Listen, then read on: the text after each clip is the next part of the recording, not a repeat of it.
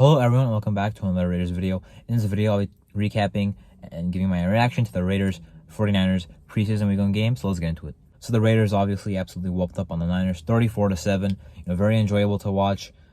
All the phases look pretty good. First of all, defense as a whole looked good. We got an interior push for the whole game. We had a very good third down defense. They only went 2 for 10 on third down.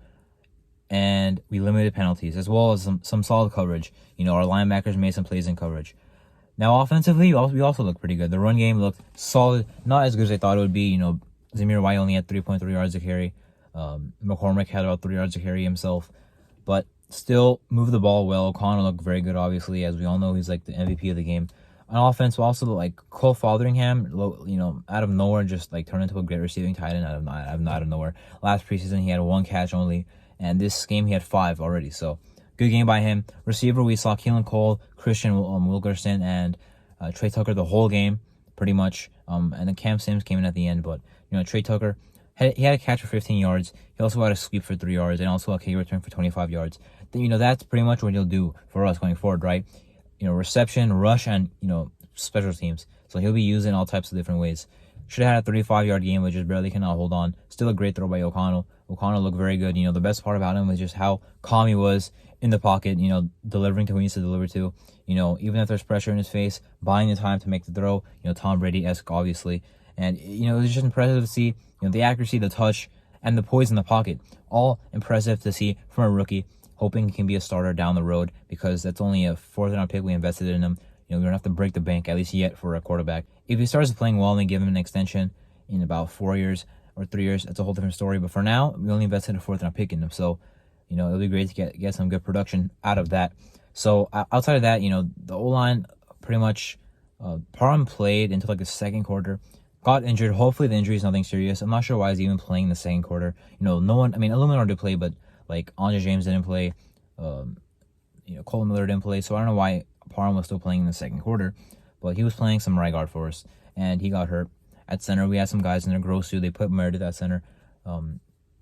So that was a center spot, basically. Donald Wagner played some right guard. Sorry, some right tackle. McLennan Curtis played some right guard. And then Tay Moody was playing left guard, which is interesting because, we talk about him potentially competing for the right guard spot. But here, he was playing left guard. But also, left guard Parham was, of course, out of the game by then. So maybe that's why. But if, maybe they actually think he's going to be a left guard for them. Because he was naturally, with the Broncos, but we don't need him to be a left guard. We need him to be a right guard if we want to keep Illuminor at right tackle, because then we need a guard. Van Roten started there today, so we'll see how that battle shapes out. So now some players I want to specifically talk about on the defense. First of all, interior push, as I mentioned. So some guys I saw get some good, rush in there, some good pass rush in there was Adam Butler, who I did, think was an underrated kind of pickup. Similar to Andrew Billings last year in February. I think he can be productive for us this year. I think he can make the 53-man active roster. And also, Isaac Rochelle, interestingly enough, was playing some interior, but still looked pretty good. John Jenkins with a sack on the first play. I saw him make some good plays in run defense as well. Jordan Willis looked pretty good. Malcolm Kuntz, I wasn't really looking at specifically, but I think he did get some pressure.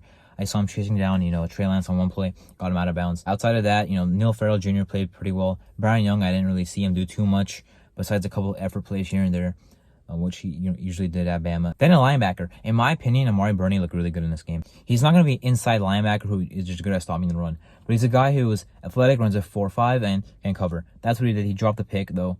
But that was still a great play in coverage. He broke on the route that Trey Lance was staring at. So, good play by him. And hopefully he develops his hands. But, he's still a good in my opinion. Drake Thomas played late in the game, like the 4th quarter. He had 3 tackles and a tackle for loss. Like, he was flying around. I like what I saw from Drake Thomas. And then Darian Butler, I kind of was down on him going into this year. Last year I was high on him, but in my opinion, he did not do good in preseason last year. But this year, so far in the 1 game, he looked pretty good. He was flying around making plays in run defense. Impressive. So I like that. Masterson played a little bit, of course. And then Palomal played a little bit in the box, pretty early in the game. Now, in the secondary, of course, everyone that watched the game probably knows that Azizi Hearn did not have his best game. Corner out of UCLA, UDFA. Yeah, he was getting burnt out there. That was not a very good thing. He did recover a fumble. And, from Curtis Bolton, who I forgot to mention, Curtis Bolton also had a good game. And apparently has had a good camp. So, Curtis Bolton may be a guy to look out for. I like him, kind of.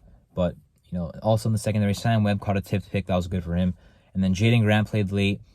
Chris Smith had a nice PBU on a play that could have been picked with Darian Butler if he got in better position. But Tyler Hall played really late as well. That was kind of surprising. Like he was like the fourth quarter, like the last drive with the Niners, he was still playing, and that's not a very good sign. It's also not a very good sign that if Nate Hobbs is the slot corner, that's not good for him because he has only slot versatility. He can't play outside corner, so that would be bad for him because like what team carries two slot corners? So that would be pretty bad for him. But still a guy I would like to see make the roster. Still a guy I would trust in the slot.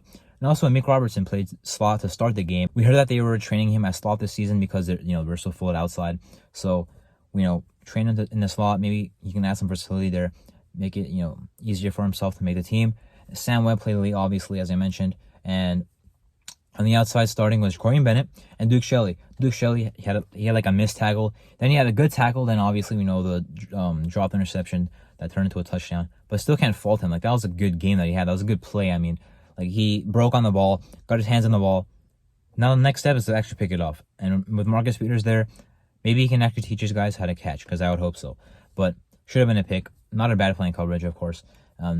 Jaquarian Bennett played early on as well. Got beat in a play on off-man coverage and third down. So that was not great to see.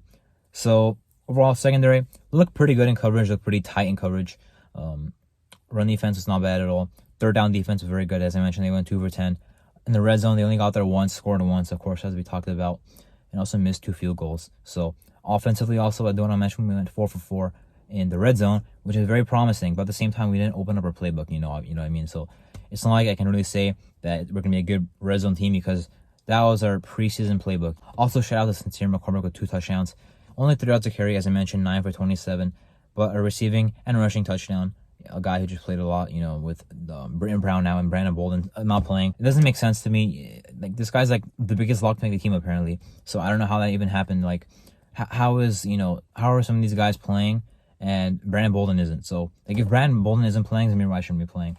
And if the problem is his age, well, then he shouldn't be on the team. So that's what I'm trying to say, basically. Brandon Bolden should not be on this team, like, any longer, to be honest with you. He doesn't. Like, Amir Abdul's a better receiving back. You could say he's a good special teamer, but we have better guys, on special teams. Chris Smith, the rookie, Curtis Bolin, Darian Butler. So I don't really see the need to keep him, among others, but I don't think we really have to keep him around. I don't think we should keep him. But anyway, that was my preseason Week 1 Raiders-Niners game recap.